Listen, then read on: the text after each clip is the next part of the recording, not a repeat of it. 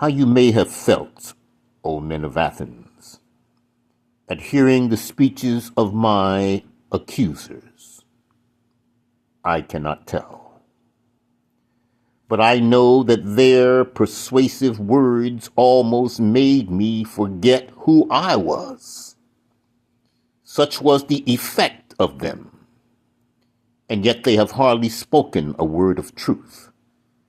But as many of their falsehoods were there, one of them which quite amazed me. I mean, when they told you to be upon your guard, not to let yourself be deceived by the force of my eloquence. They ought to be ashamed of saying this, because they were sure to be detected as soon as I opened my lips and displayed my deficiency. They certainly did appear to be most shameless in saying this, unless by the force of eloquence they mean the force of truth. Then I do indeed admit I am eloquent. But how different, in a different way from theirs. Well, as I was saying, they have hardly uttered a word of truth, or not more than a word of truth. But you shall hear from me the whole truth, not, however, delivered after their manner, in a set oration duly ornamented with words and phrases. No, indeed.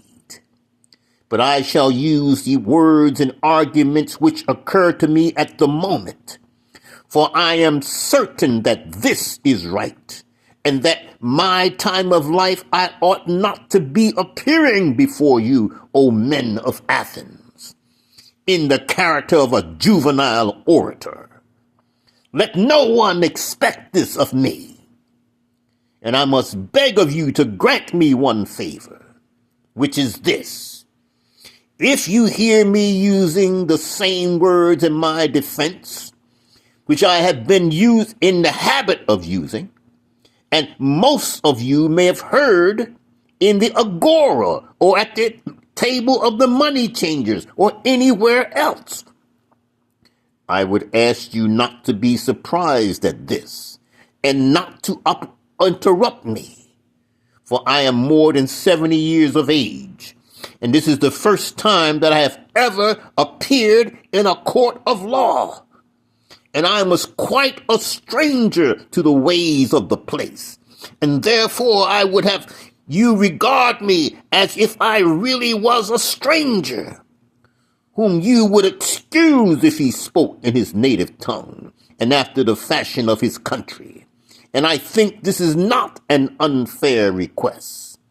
Never mind the manner, which may or may not be good, but think only of the justice of my cause, and give heed to that, and let the judge decide justly, and the speaker speak truth.